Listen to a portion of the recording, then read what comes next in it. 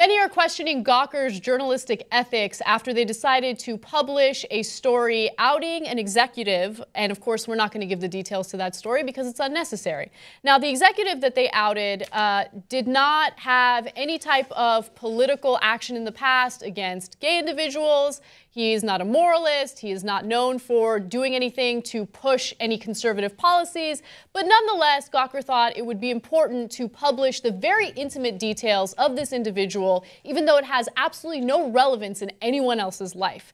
Now, later on, they decided to take the post down, but only after the managing partners of Gawker voted to do so. Now, the editorial staff at Gawker is actually livid about this, which we'll get to in just a second, but it does raise questions about when it is and is not acceptable to out someone's personal, private, sexual life. Yeah, it's not acceptable. And if they're a hypocrite and it's a matter of politics and they're voting against gay rights, totally different situation. Well, the rights of so many Americans are on the line here, and their hypocrisy can't be tolerated because it's not just a matter of personal opinion. It affects public policy. It affects the rights of American citizens. Can't have it. You want to out them? I get it, and I'm on your side. You want to out a private citizen because they have a famous name or they're connected to someone who's famous? Well, like, you're just getting your rocks off, right? There's no political or policy ramifications there. There's no real reason to do it. You just want to be cute, like, haha, we got him. It's you just got him what? gossip. What did you got? I know, and Gawker, it says in their byline that they're about gossip, right? Yes. Something about today's gossip is tomorrow's news. That's what they're known for. Yeah. It feels ugly. It's beyond ugly. So when that article was published last week, someone had sent it to me, and they suggested that we do it because it was a viral story at the time. And I remember reading the details, and as I'm reading this article, by the way, as I'm reading it, I feel dirty because I should know the private details of this person, but I'm waiting for the relevance, right? The part where it's like, okay, this person is a moralist, this person's conservative, this person's trying to trample on the rights of Americans. But no, that never came. This is just a big name person who shouldn't have his personal information put out there. And by the way, the reason why this story was published was because there was another character in the story who was bribing him, right? Give me A or else I will release all these details about your sex life. Gawker took it and Gawker published it, okay? They didn't even publish the guy's name, right? Exactly. The one trying to extort him. Exactly. Come on. And so, like, you think that's a scoop. It's not a scoop, man. You just did that extortionist bidding. That's all you did. It's like what the government does oftentimes. Here, I'll give you a leak that says exactly what I want you to say, and then you print it in your paper. Well, that was propaganda, and you did their service for them. You didn't really do any kind of journalism, and this isn't journalism. So you're just playing a role in that guy's blackmail. So far, 2 members of the editorial staff at Gawker have decided to resign. One person is Tommy Craggs, and another person is Max Reed. Now, they disagreed with the managing partner's decision to take the post down. In fact, they released statements about it, and they're very strongly worded. The editorial staff said the following: today's unprecedented breach of the firewall in which business executives deleted an editorial post over the objections of the entire executive editorial staff demonstrated exactly why we seek greater protection.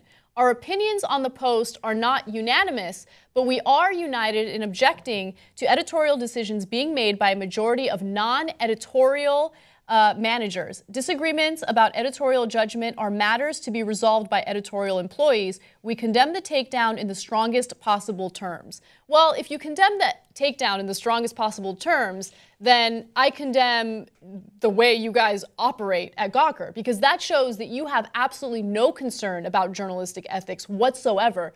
You should have a concern, especially when it has to do with literally destroying someone's life by outing their personal details like that. Well, look, I think this question is a little bit tougher than it appears, this last part of it, right?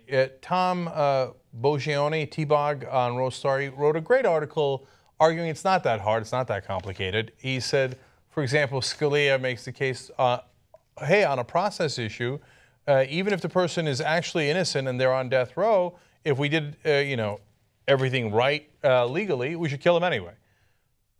No, don't kill him. So in this case, don't out the guy.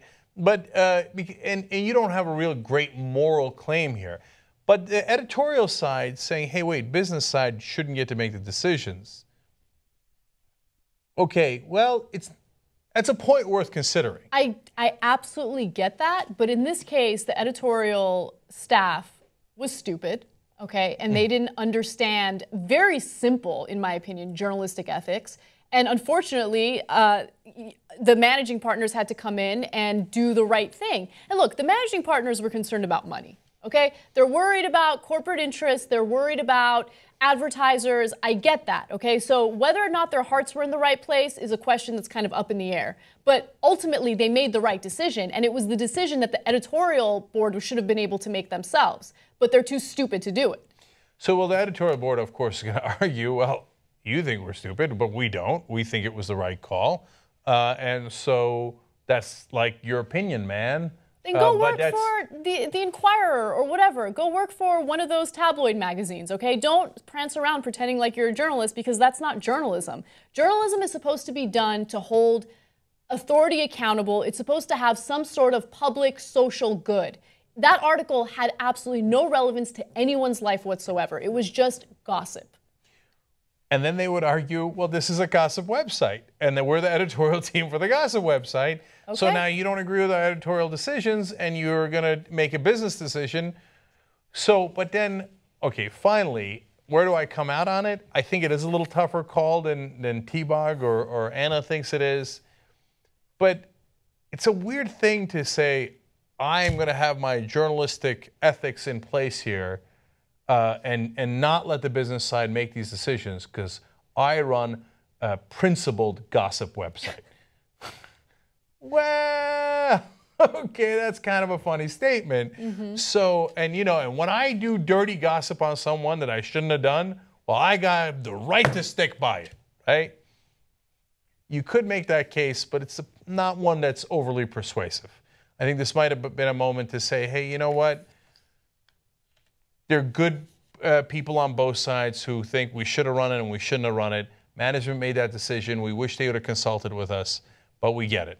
Instead, but you do have to give them credit. They were principled. They resigned over it. Yep. They resigned over it. So maybe they will go work for the Inquirer or some other website. Yeah. Bye, Felicia.